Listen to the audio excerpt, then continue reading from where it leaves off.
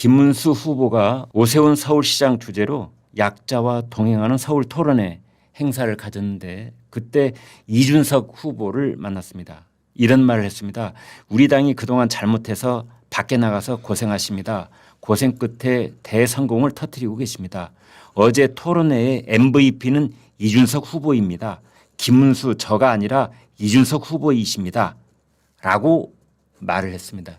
매우 듣기 좋은 상찬을 하면서 이제 뭔가 선거의 연대를 뜻하는 그런 손을 내밀었다 이렇게 볼 수가 있겠는데 그러자 이준석 후보는 이렇게 응답을 했습니다.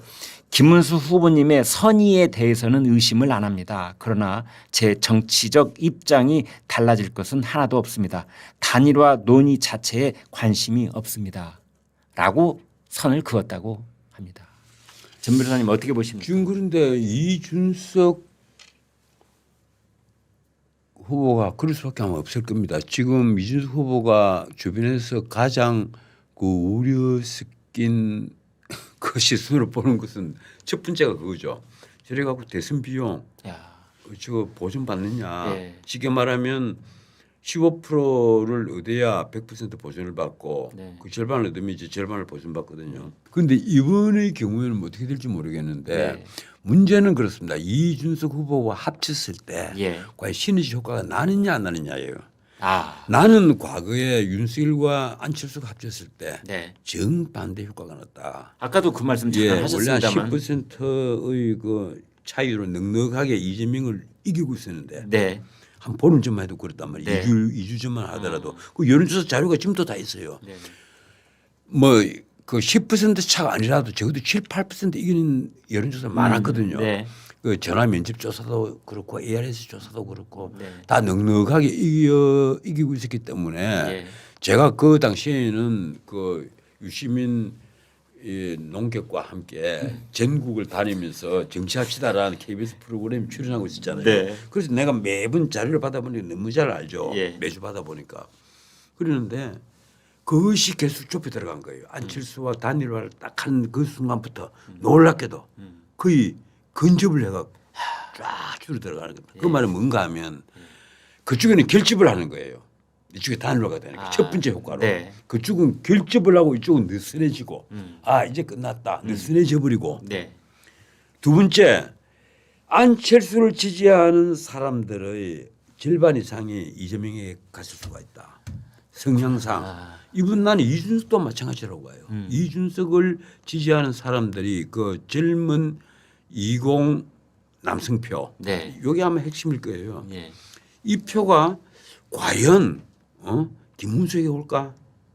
아니면 이재명에게 갈까? 나 이재명에게 갈 가능성이 더 높다 이렇게 봅니다. 양쪽으로 다 가겠지만 예. 그쪽으로 더 많이 갈 가능성이 있다. 그래서 이준석과 그 이재명 그 이 김문수의 단일화는 그렇게 시너지 효과가 나지 않을 것이다. 다만 네.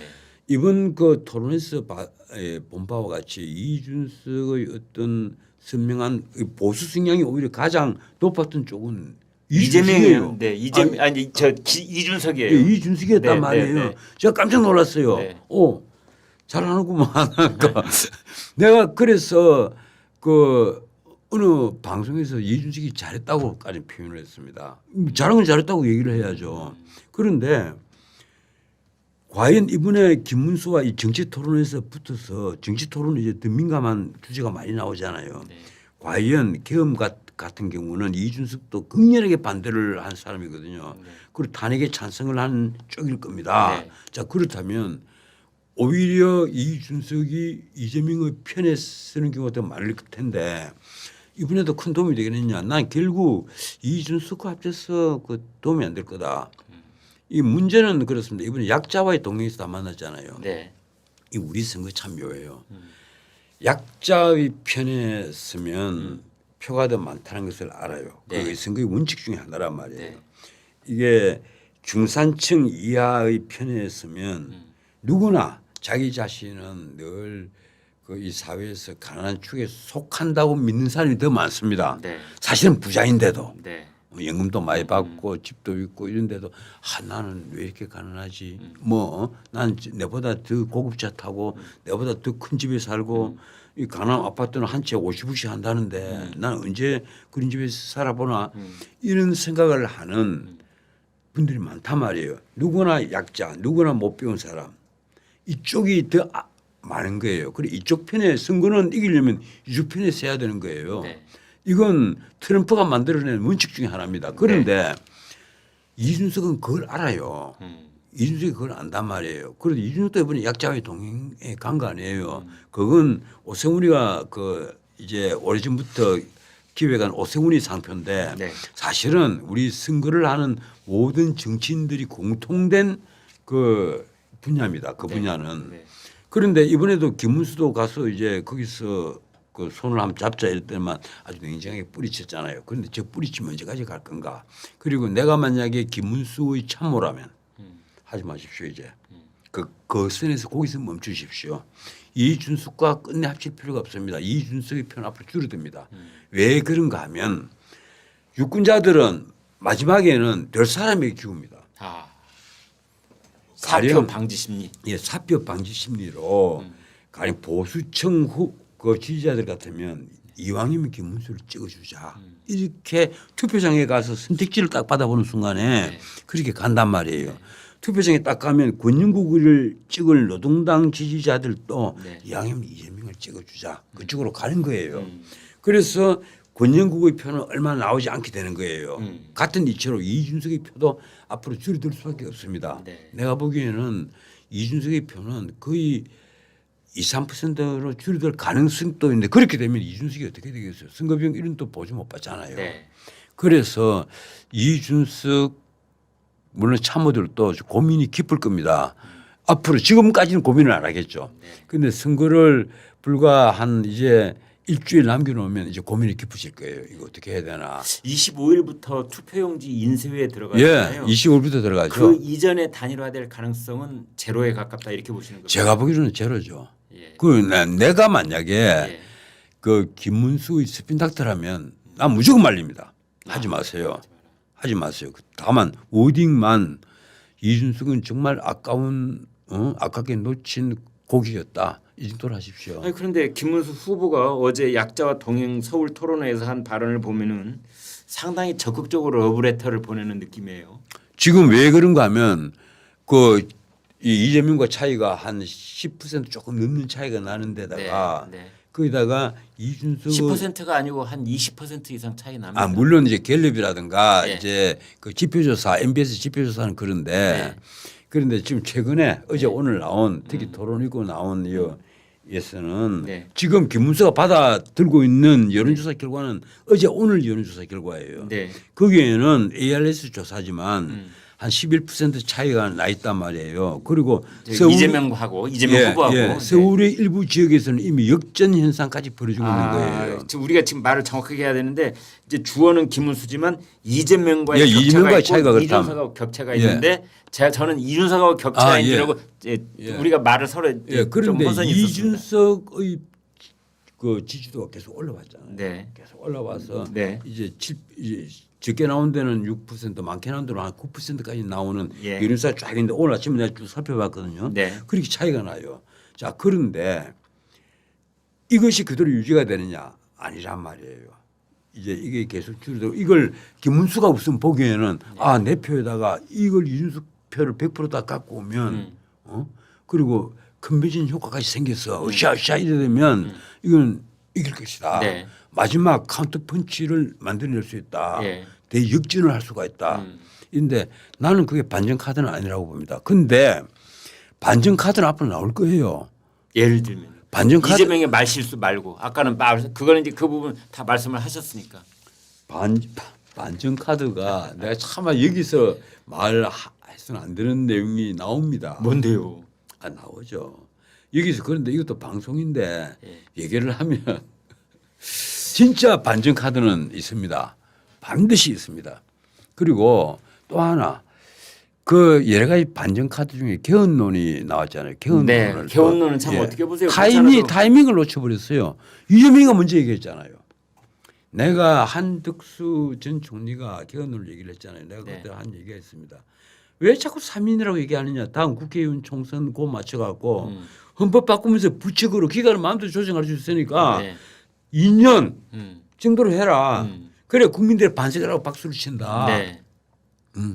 국민들은 기간이 짧으면 짧을수록 확 몰려든다. 네. 이재명을 지지할 사람들도 김문수가 한 2년 하는 건 우리 기다려줄 수 있어. 네. 그렇게 된단 말이에요. 그러면 먼저 선수를 쳐야 돼요. 네. 이 스피드가 없는 거예요. 다시 말씀드리지만 김문수 진영에 두뇌가 없어요. 그 주변에 두뇌가 있는 사람도 안 갑니다. 이미 인의 장막을 쳤기 때문에 내가 그게 정말 답답한 거예요. 있었다면 아마 이재명 후보가 개헌을 얘기하기 전에 먼저 얘기를 했겠죠. 그리고 3년을 얘기하지 않았겠죠. 자, 저는 큰 원칙으로 이왕이면 우리 국민들이 원하는 것이 대통령 4년 중임제니까 4년 중임제로 개헌을 하되 한 2년 정도 안에 완성을 하고 반드시 제가 다음 정부로 정권을 이양하겠습니다. 그것이 내 소명이라고 봅니다. 그 이야기를 한덕수 후보가 했잖아요. 3년이라고 했잖아요. 3년이라고 하긴 했습니다. 3년이라고 하니까 약발이 안 먹히는 거예요. 3년과 2년은 큰 차이가 나는 겁니다. 그랬을 것이고 그럼 이재명이가 말하는 개헌론 있잖아요. 4년 연임제 네, 운운하고 하는 그 개헌론은 사실은 전혀 먹히들지 않을 뻔했습니다. 그런데 이번은 정반대예요. 4년 연임제 개헌론을 얘기를 하면서 임기단축은 얘기를 안 했어요. 네. 그런데도 마치 임기단축까지 하는 듯한 착시 현상을 보이도록 효과를 줬단 말이에요. 그리고 연임제라는 표현을 써서 따지니까 연임하고 중임도 구별을 못하느냐 이러면서 그리고 지금 개헌을 하는 나는 그게 해당도 안 된다 이 얘기까지 했거든요. 그런데 지금 위인설법을 하면서 있는 법도 없애고 처벌하자는 공직선거법 허위사실 공표제도 없애버리고 그리고 재판하는 것도 다 중단을 시켜버리고 하겠다는 분인데 뭘 원하겠습니까? 문제는 하여튼 김문수 후보가 이 개헌론을 딱 내세워야 될 타이밍을 놓쳐버린 거예요. 내가 지난주부터 늘 생각을 했거든요.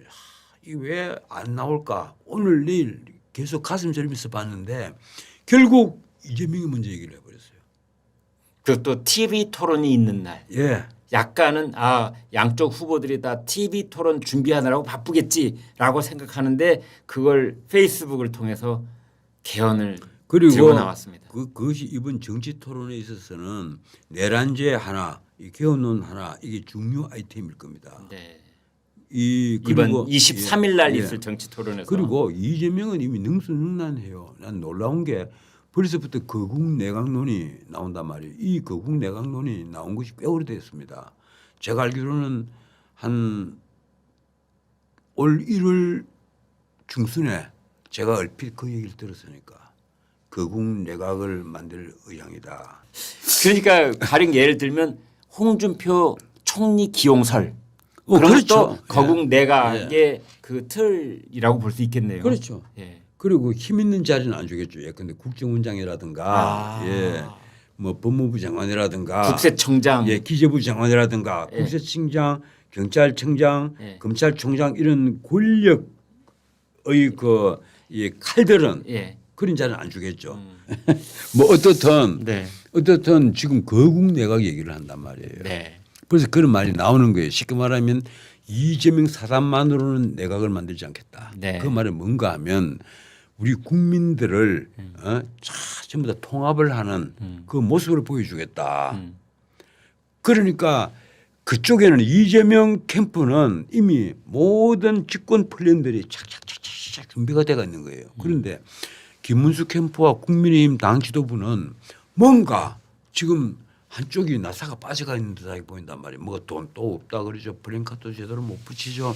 그리고 캠프에 가니까 현역 의원들이 저쪽에는 막 절비하게 막 시끌시끌하는데 이쪽에는 사람이 안 보인다. 그럼 다들 어디 갔느냐? 쉽게 말해서 마지막까지 경쟁을 하던 사람 중에서도 아까 내가 나경원 의원 정도였다고 얘기를 하잖아요. 사람이 안 보이는 거예요. 신문에는 그렇습니다. 한동훈 또 뭐 이번에 드디어 윤석열이 탈당을 했으니까 자기가 지원유세 나가겠다. 한동훈 지원유세 한다고 해서 표가 얼마 더 나온다고 생각합니까? 나는 제발 집에서 안 나오는 게 도움 주는 거다. 이 말씀 드리고 싶어요. 그런 식으로 다 한 발씩 빼고 있다가 지금 안철수도 그렇죠. 이제 돕겠다. 지금 뭐 하는 것들이에요. 홍준표는 하와이 가서 내가 왔다 하와이 이러면서 거기서 자기 사단 불러가지고 자 어떻게 할까 뭘 의논하겠어요. 이번에 같이 들어갈 수는 없고 내가 한 며칠 있다가 한 일주일 남겨놓고 한번 들어가 볼까 뭐 이런 걸 의논하고 있겠죠. 홍준표 전 시장이 들어온다고 해서 득표에 얼마나 도움이 되겠어요.